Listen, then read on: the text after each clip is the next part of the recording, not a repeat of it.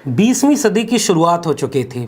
मध्य भारत के सतारा में एक बच्चा स्कूल में पढ़ने गया तो उसे अछूत कहकर अपमानित किया गया। उस बच्चे ने एक बार सार्वजनिक जगह से पानी पी लिया तो बेरहमी से पीटा गया। 6 भाषाओं व 26 डिग्रियों के साथ जब विदेश से पढ़कर लौटा तो किसी ने रहने के लिए किराए पर कमरा न दिया। जाति छुपा कर रहने की कोशिश की तो अचानक एक दिन जानलेवा हमले के साथ सामान समेत सड़क पर फेंक दिया गया। अफसर के पद पर नौकरी करना शुरू किया तो सवर्ण चपरासी ने पानी देने से मना कर दिया और फाइल फेंक कर पकड़ाया। उसके पास डिग्रियां थीं, काबिलियत थी, मौके थे, ज़रूरत भी थी, मगर वह न तो विदेश में जाकर बस गया और न उसने नौकरी, पैसा, घर गृहस्थी में अपना जीवन लगा दिया। सब कुछ होते हुए भी वापस उसी समाज के पास लौटा जहां हर कदम पर उसे जाति के नाम पर अपमानित किया गया था। पे बैक टू सोसाइटी को अपना मिशन बनाया। मिशन के चलते पत्नी व बच्चे तक को नहीं बचा सका। घर बिखरता गया और वह बिखरे समाज को जोड़ने की कोशिश करता गया। जीता, हारा, परेशान हुआ, साजिशों का शिकार भी हुआ, मगर न रुका, न थका और न निराश हुआ। मौका मिला तो उसने भारत को एक मुकम्मल राष्ट्र बनाने वाला दस्तावेज लिख डाला। ताउम्र जो अन्याय व गैर बराबरी का शिकार हुआ उसने हर तबके के लिए न्याय व समानता लिखी। उसके जाने के बाद उसे दफन करने की अनवरत कोशिशें की गईं। उसकी लिखी हुई किताबें गुम कर दी गईं, मगर वह वापस लौटा। जन्म के 100 साल बाद और मरने के 33 साल बाद उसे भारत रत्न मिला। उसकी किताबें छपीं, उसे पढ़ा व जिया गया। आज वह न्याय, समता, सम्मान व हक के लिए लड़ते हुए हर तबके के जन आंदोलनों का एक अगुआ नायक बनकर उभरता जा रहा है। हम बात कर रहे हैं आधुनिक भारत के राष्ट्र निर्माता, भारत रत्न बाबा साहब डॉक्टर भीमराव अंबेडकर की। अभिवादन स्वीकार करिए लक्ष्मण यादव का और स्वागत है आपका सामाजिक न्याय की पाठशाला में।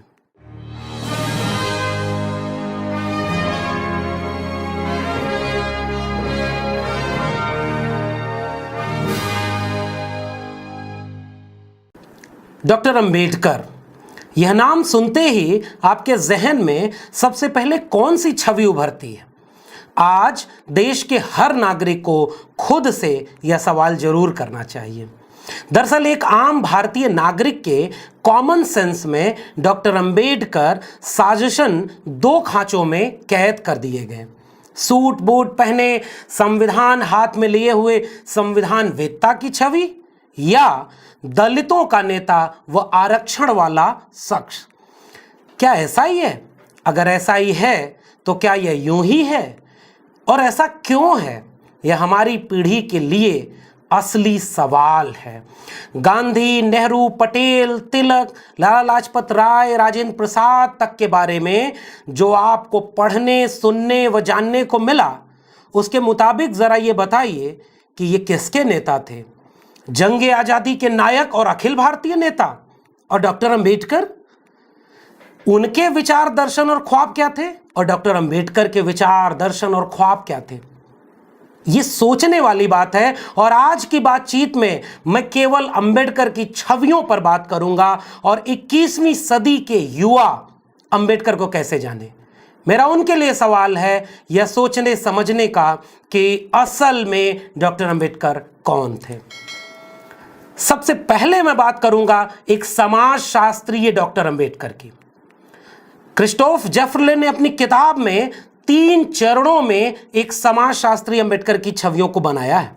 और पहले चरण में 1920 तक संस्कृतिकरण की वैचारिकी से संचालित अंबेडकर को मानते हैं, जिसमें वो हिंदू धर्म में सुधार की गुंजाइश खोजकर उसमें अस्पृश्यों, अछूतों को जगह दिलाने की कोशिश करते हैं। मंदिर प्रवेश आंदोलन और तमाम तरह के आंदोलन करते हैं जिससे कि उस समाज में जगह मिल सके अछूतों को। टॉमस पेन के समतावादी विचारों से ज्योतिबा फूले और डॉक्टर अंबेडकर दोनों प्रभावित होते हैं। महाड़ सत्याग्रह, नासिक आंदोलन, येवला आंदोलन, ये सारे अंबेडकर के पहले चरण के समाजशास्त्री दौर के हैं। समाजशास्त्री अंबेडकर का दूसरा चरण हिंदू धर्म में सुधारवादी सोच को पूरी तरह त्याग कर हिंदू धर्म और उसके सभी सांस्कृतिक प्रतिष्ठानों की तार्किक आलोचना व नकार के साथ देश चलाने वाले सत्ता संस्थानों में अछूतों के लिए शिक्षा व राजनीति में प्रतिनिधित्व का सवाल उठाने से जुड़ता है। यानी अंबेडकर अब मंदिर और तमाम तरह की जगहों में हिंदू धर्म में सुधार की सोच को छोड़कर शिक्षा और सत्ता तक भागीदारी के सवाल तक आने लगे थे। तीसरे चरण में समाजशास्त्री अंबेडकर हिंदू धर्म को छोड़कर किसी और धर्म में चले जाने को स्वीकार करते हैं। यहां एक बात सोचने की है, उसी दौर का जब इतिहास लिखा गया तो गोविंद सदाशिव घुर्ये उनको जाति पर काम करने वाला पहला मानव शास्त्री कह दिया गया, जबकि उनका काम 1932 का है और अंबेडकर 1920 से ही जाति के खिलाफ लिखना शुरू कर चुके थे। Caste in India and their mechanism, genesis and development, यह लेख 1917 का है और एनिहिलेशन ऑफ कास्ट 1936 की। एक समाजशास्त्री अंबेडकर को पहला समाजशास्त्री माना जाने की बजाय एम.एस. श्रीनिवास और लुई ड्यूमा जैसे समाजशास्त्रियों को, मानव शास्त्रियों को आगे तवज्जो दी गई और डॉक्टर अंबेडकर को खारिज किया गया या दोयम दर्जे का समाजशास्त्री माना गया। जबकि डॉक्टर अंबेडकर लगातार कहते हैं कि जाति एक क्लोज्ड ग्रुप है, यह ग्रेडेड इनइक्वालिटी में है, परतबद्ध असमानता जिसमें ऊपर की ओर घृणा और नीचे की ओर अपमान भरा हुआ है। धर्म और शास्त्रों से वैधता इसे मिलती है, नीची जातियों पर आरोपित किया जाता है। इन सभी चरणों में क्रमशः जो एक बात उत्तरोत्तर परिष्कृत व संवर्धित होती जा रही थी वह हिंदू धर्म की तार्किक आलोचना और जाति का सवाल थी।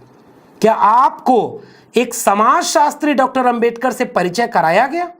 यह मेरा पहला सवाल है। दूसरा सवाल होगा राजनीतिक चिंतक डॉक्टर अंबेडकर से जुड़ा हुआ। डॉक्टर अंबेडकर एक राजनीतिक चिंतक भी थे।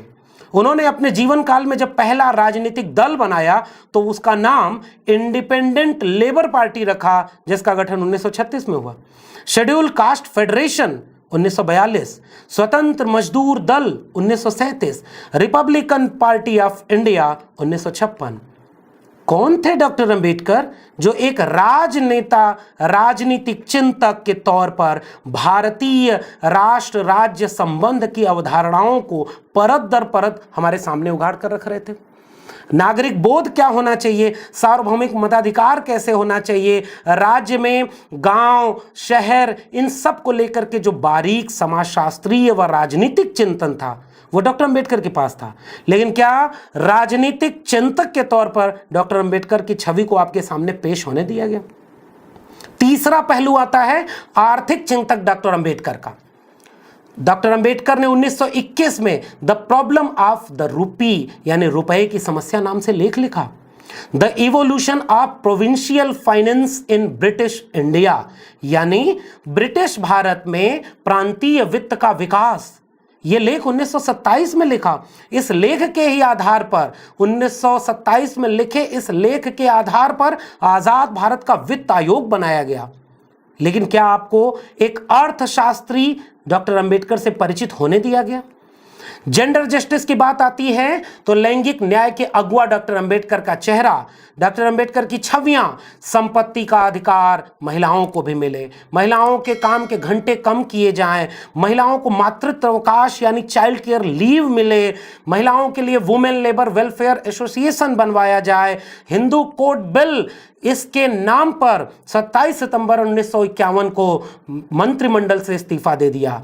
इतना सब कुछ महिलाओं के लिए सोचने वाला व्यक्ति क्या जेंडर जस्टिस के डिस्कोर्स में जेंडर जस्टिस वाला डॉक्टर अंबेडकर आपके सामने पेश होने दिया गया?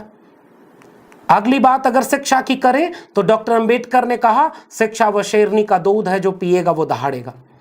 पाठशालाओं को अंबेडकर कहते थे ये सामाजिक संस्थाएं हैं जो जिंदा हैं, यानी सजीव सामाजिक संस्थाएं। सरकारी शिक्षा में सबसे ज्यादा बजट का हिस्सा खर्च किया जाए, शिक्षा का मूल चरित्र ही सरकारी रखा जाए। बॉम्बे असेंबली के सामने अपना रिप्रेजेंटेशन देते हुए डॉक्टर अंबेडकर कहते हैं कि शिक्षा पर हम कम खर्च कर रहे हैं, यह इस देश के वंचितों शोषितों के साथ अन्याय है। दलित, वंचित, महिला शिक्षा बहिष्करण शिक्षण मंडल खोला। 1945 में पीपल्स एजुकेशन सोसाइटी खोला और शिक्षा को सामाजिक, सांस्कृतिक व राजनीतिक बदलाव की बुनियाद माना। लेकिन शिक्षा संबंधी विमर्शों में क्या डॉक्टर अंबेडकर शामिल किए गए? अगली कड़ी में अगर हम बात करें मजदूरों की, किसानों की, तो श्रमिकों के नेता के तौर पर डॉक्टर अंबेडकर को क्या ट्रेड यूनियन में याद किया जाता है? काम के घंटे घटाकर 8 घंटे करने हो, मानवीय सुविधाओं और गरिमा के साथ एक मजदूर को काम करने का मौका मिले, इसका सवाल उठाना हो, वेतन भत्ता, ग्रेड पे, ग्रेचुइटी, तमाम मसलों पर मजदूरों को हक दिलाना हो, लेबर प्रोटेक्शन एक्ट की बात हो या लेबर वेलफेयर एसोसिएशन की बात हो, एम्प्लॉयमेंट एक्सचेंज की बात हो या सैद्धांतिक तौर पर इस विमर्श को खड़ा करना हो कि भारत में श्रम का ही नहीं श्रमिकों का भी विभाजन है, क्या डॉक्टर अंबेडकर श्रमिकों के अगुआ दार्शनिक चिंतक के बतौर आपको जानने दिया गया? ये मेरा सवाल है आज की पाठशाला में। अगर आगे बात करें तो पत्रकार अंबेडकर से क्या आपको परिचित होने दिया गया? मूक नायक, बहिष्कृत भारत, समता, जनता और प्रबुद्ध भारत, इस तरह के अखबारों को निकालने वाला डॉक्टर अंबेडकर, जिसने ये वाक्य कहा था कि अछूतों का कोई अखबार नहीं होता, बावजूद इसके इन सारी छवियों की बजाय डॉक्टर अंबेडकर को आज भी एक बड़े तबके में दलितों का नेता, आरक्षण वाला शख्स या इस तरह की तमाम चीज़ों को लेकर के जाना और समझाया गया। ये पाठशाला आपके सामने ये सवाल लेकर आई है कि क्यों आपको अंबेडकर को पूरा नहीं जानने दिया गया? क्या वाकई हम एक कृतज्ञ राष्ट्र हैं? क्या हमें अंबेडकर की इन बातों को अपनी पीढ़ियों को बताया, पढ़ाया या जानने दिया जाना नहीं चाहिए था?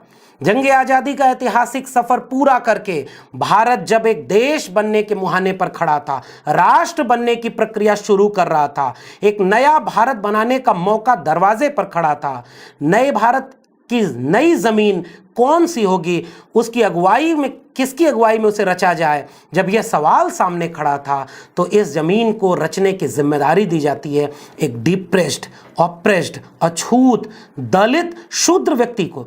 यह कोई एहसान नहीं था, बल्कि ये एक किस्म की मजबूरी थी, क्योंकि उस वक्त डॉक्टर अंबेडकर से ज़्यादा काबिल, डिग्रीधारी व सक्षम कोई और भारतीय नहीं था। डॉक्टर अंबेडकर को मौका मिला तो उन्होंने भारत का संविधान लिखा, उन्हें मौका मिला तो उन्होंने मनुस्मृति लिख दी। एक दलित, शूद्र, अछूत को मौका मिला तो उसने सबको सबके हिस्से का न्याय व समानता लिख दिया। बस इतना सा ही तो फर्क है। आज डॉक्टर अंबेडकर होते तो संवैधानिक पंथ निरपेक्ष राज्य के विनाश होता देख और हिंदू राष्ट्र बनाने की कोशिशों को अपने सामने घटता हुआ देखकर अपनी किताब पाकिस्तान और द पार्टीशन ऑफ इंडिया के इस वाकये को और कड़े वाक्यों में लिखते कि अगर हिंदू राष्ट्र हकीकत बनता है तब वो इस मुल्क के लिए सबसे बड़ा अभिशाप होगा। हिंदू कुछ भी कहें, हिंदू धर्म स्वतंत्रता, समानता व बंधुत्व के लिए खतरा है। इस आधार पर वह लोकतंत्र के साथ मेल ही नहीं खाता। हिंदू राज को किसी भी कीमत पर रोका जाना चाहिए, क्योंकि हिंदू जीवन संहिता पूरी तरह स्वतंत्रता, समता व बंधुत्व का विरोधी है। आज डॉक्टर अंबेडकर होते तो समझाते कि हिंदू राष्ट्र केवल मुसलमानों का विरोधी नहीं है, वह हिंदुओं के लिए ज़्यादा खतरनाक है। हिंदू राष्ट्र दलितों, आदिवासियों, पिछड़ों और महिलाओं के खिलाफ है। जातिवादी असमानता हिंदुत्व का प्राण तत्व है। हिंदुत्व और लोकतंत्र दो विरोधी छोर हैं। महात्मा गांधी द्वारा दलितों को हिंदू धर्म में वापस लाने के प्रयासों के जवाब में अंबेडकर ने कहा था, कड़वी चीज़ मीठी बनाई जा सकती है, लेकिन जहर का स्वाद नहीं बदला जा सकता। आज डॉक्टर अंबेडकर होते तो अंतरजातीय विवाह अनिवार्य बनाते, रोटी बेटी के संबंध को अनिवार्य बनाते, धार्मिक व सांस्कृतिक हेजमनी को ध्वस्त करते, ग्रेडेड इनइक्वालिटी को मिटाते और जाति के विनाश को इस देश का सबसे प्रथम मकसद बनाते हुए हर पब्लिक सेक्टर में, बैंक में, प्रोफेसरी में, जज में, मीडिया में, देश चलाने वाले हर संस्थान में हर एक तबके की नुमाइंदगी के लिए लड़ते। आज डॉक्टर अंबेडकर होते तो पेरियार और लोहिया के साथ मिलकर एक बहुजन एका के साथ खड़े होते। आज डॉक्टर अंबेडकर होते तो पिछड़े वर्ग के युवाओं को और स्पष्ट भाषा में समझाते कि फूले, पेरियार, ललई, जगदेव, रामस्वरूप जैसों के अधूरे ख्वाब को कब पूरा करोगे। आज डॉक्टर अंबेडकर होते तो CNRC NPR को लेकर के हर किस्म की नफरती नीतियों का मुखर विरोध कर रहे होते। आज डॉक्टर अंबेडकर होते तो नई शिक्षा नीति का विरोध करते सरकारी कंपनियों, स्कूलों, कॉलेजों, विश्वविद्यालयों, बैंकों, बीमा क्षेत्रों, रेलवे और खेतों तक को निजी हाथों में बेचे जाने के खिलाफ सबसे बड़े आंदोलन की अगुवाई कर रहे होते और इन सब को राष्ट्रीय संपत्ति घोषित करने की बात कहते। आज डॉक्टर अंबेडकर होते तो भारत को एक राष्ट्र बनने की गंभीर कोशिश में शामिल करते, जिसकी शुरुआत उन्होंने 1850 में की। एक बार ईमानदारी से सोच कर देखिएगा, क्या डॉक्टर अंबेडकर को समग्रता में आपको जानने दिया गया? तो आप देख रहे थे सामाजिक न्याय की पाठशाला। आपको यह पाठशाला कैसी लगी कमेंट बॉक्स में जरूर बताइएगा। आपके सुझाव सलाह आमंत्रित हैं। अगर आपको ये बातें ज़रूरी लगती हैं तो इस चैनल को सब्सक्राइब कीजिए, बेल आइकॉन दबाइए और ज़्यादा से ज़्यादा लोगों तक इसे पहुंचाइए ताकि हम अपने मिशन में कामयाब हो सकें। बहुत बहुत धन्यवाद।